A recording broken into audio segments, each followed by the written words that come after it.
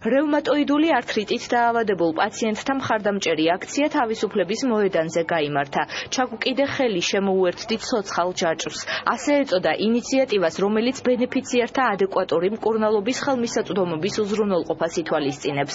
აქცია რევმატოიდული ართრიტით დაავადებულ პაციენტთა კავშირის ორგანიზებით გაიმართა.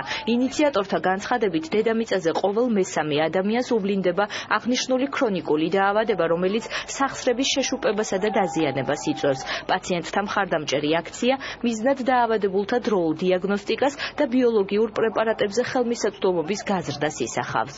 მიზანი არის, რომ რაც შეიძლება ცნობადი გავხადოთ ეს ავადმყოფობა, მივაწოდოთ სახელმწიფო სტრუქტურებს ხმა, რომ ადამიანები, ვინც დაავადებული ამ ავადმყოფობით, უდიდეს ტკივილს განიცდიან, როგორც ფიზიკურს, ისე სულიერს და მათ დახმარება ჭირდება. დახმარება იმიტომ, რომ წამლები ძალიან ძვირია იმისთვის, რომ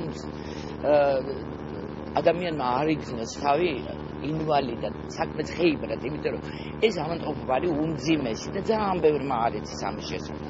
ამიტომ ჩვენ მოვაგროვეთ ხელმოწერები, პეტიცია და ძალიან დიდი იმედი გვაქვს, რომ ეს პირისპირ ამ ავადმყოფობასთან არ დატოვებს ჯანდაცვის სამინისტრო, ქალაქის მერია ავადმყოფებს. ძალიან რთულია რევმატოიდული ართრიტით დაავადებული პაციენტი მარტო გაუმკლავდეს ამ პრობლემას მხარდაჭერის გარეშე.